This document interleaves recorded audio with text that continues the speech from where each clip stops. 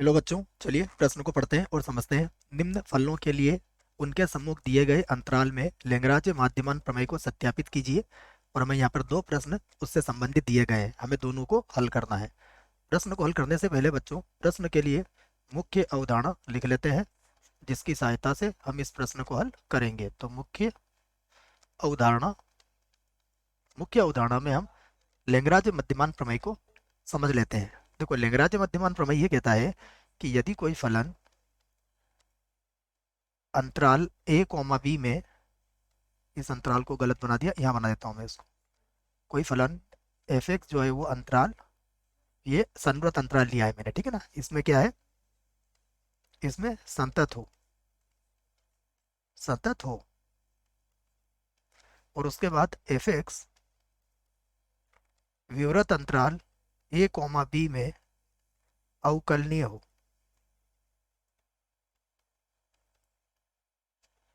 अवकलनीय हो, ठीक है। तो तो कोई बिंदु C, और C कहाँ मिलेगा आपको, ए और बी विवृत अंतराल के मध्य कहीं मिलेगा ना। सी के मान एक से अधिक भी हो सकते हैं। इसको आप कैसे प्राप्त कर सकते हो, इसको प्राप्त कर सकते हो आप एफ डैश सी, यही आपको याद रखना है।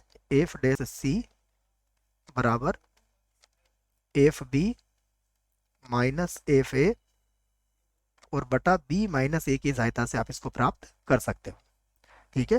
तो आइए अब हम एक एक करके इसको हल करते हैं। पहला हल करते हैं। पहले प्रश्न में हमें एफ एक्स बराबर एक्स की घात एन, जहाँ एन कोई भी प्राकृत संख्या हो सकता है और उसके संगत जो अंतराल दिया है वो दिया है -1, 1।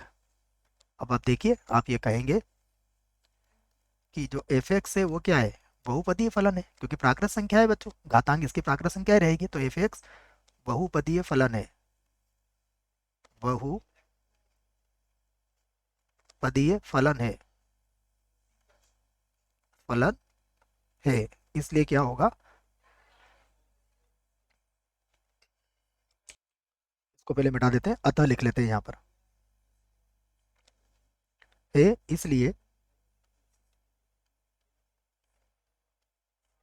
इसलिए अंतराल -1, 1 में संतत होगा, संतत संतत होगा, ठीक है।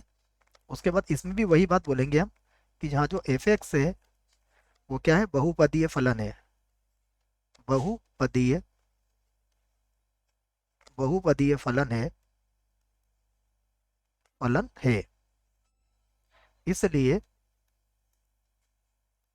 इसलिए अंतराल -1, 1 में अवकलनीय होगा,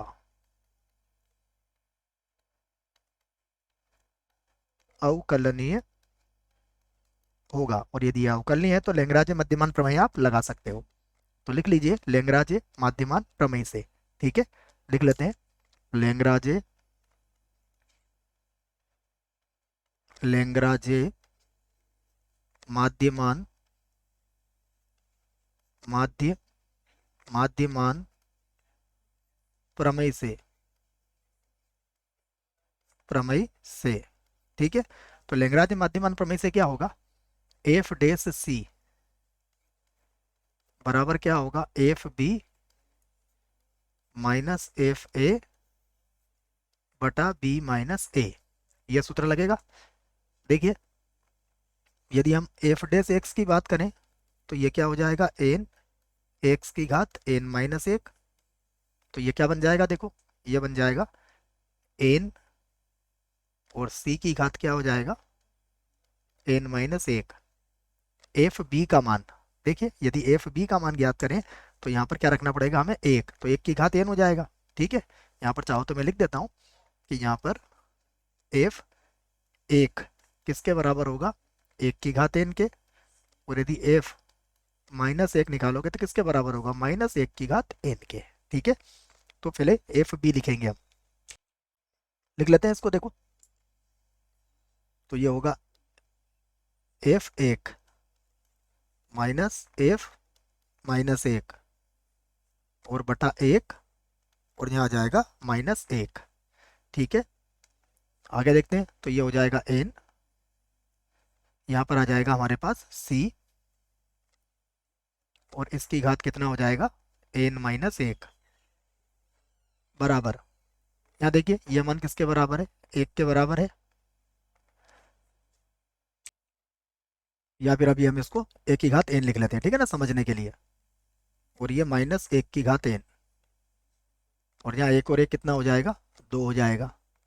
यहाँ से आप n को बटे में ले आइए, तो ये हो जाएगा c की घात n-1 बराबर 1 माइनस -1 की घात n, और बटे में कितना आ गया, देखो 2 आ गया। यहाँ पर अगर आप देखें तो आप ये कह सकते हैं कि n का मान बच्चों 1 नहीं हो सकता है।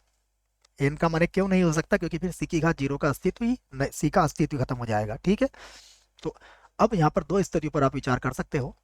सबसे पहले यदि n सम है, यदि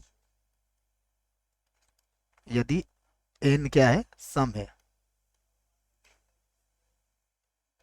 देखो यदि n सम है तो यहाँ पर c की घात, यहाँ लिख सकते हैं आप 2k -1 बराबर। यहाँ पर अगर आप बात करें, मैं लिख भी देता हूँ कि यहाँ k है, ये कोई भी वास्तविक संख्या हो सकता है। ठीक है, अब आप देखिएगा कि यहाँ पर यदि हमने -1 की घात क्या लिया, सम लिया, तो ये +1 हो जाएगा, तो ये क्या मिलेगा हमें, 0 मिलेगा। ठीक है, तो c की घात भी, c बराबर भी क्या हो जाएगा, 0 हो जाएगा। और c बराबर 0 कहाँ मिलेगा हमें, अंतराल -1, 1 में अवश्य मिल जाएगा। ठीक है, अब n विषम के लिए भी हम स्थिति पर विचार कर लेते हैं। ठीक है, तो n के विषम होने पर विचार करते हैं यहाँ पर कि n क्या है, यदि n क्या है, विषम है, विषम है। यदि n विषम है तो देखो c की घातांक कितना हो जाएगा, 2k +1 और -1, ये आ जाएगा बराबर। अब विषम हुआ तो 1 + 1 और बटे में कितना आ जाएगा, 2। यहाँ पर k कोई भी प्राकृत संख्या हो सकता है। अब अगर आप देखें तो ये 2 हो जाएगा, तो c की घात, देखिए यहाँ पर क्या मिल जाएगा हमें, 1 से 1 तो कट जाएगा, यहाँ मिलेगा 2k, और यहाँ पर क्या मिलेगा हमें, 1। ठीक है, तो c बराबर क्या आ जाएगा हमारे पास, 1 आ जाएगा। ठीक है, तो c का मान 1 आ गया। c का मान 1 जो है वो हमारा इस अंतराल में नहीं है, -1, 1 में नहीं है, परंतु यहाँ से हमें एक c का मान मिल चुका है बच्चों। और लैग्रेंज मध्यमान प्रमेय की था कि कम से कम एक c का मान मिलना चाहिए, ज़्यादा मिले नहीं मिले इसका कोई मतलब नहीं, लेकिन एक मिलना चाहिए। तो c का मान 1 मिल चुका है, तो हम कह सकते हैं कि अतः लेंगराजे लेंगराजे माध्यमान प्रमेय, माध्यमान प्रमेय प्रमेय सत्यापित होता है। क्या लिखेंगे हम, लेंगराजे मध्यमान प्रमेय सत्यापित होता है, सत्यापित होता है, ये लिख दिया हमने। अब इसके बाद हम क्या करेंगे, इसका जो दूसरा प्रश्न है बच्चों उसको हल कर लेंगे, उसको नए पेज से हल कर लेते हैं यहाँ से, इसका जो दूसरा भाग है। ठीक है, देखो दूसरा भाग क्या है हमारे पास, देख लेते हैं।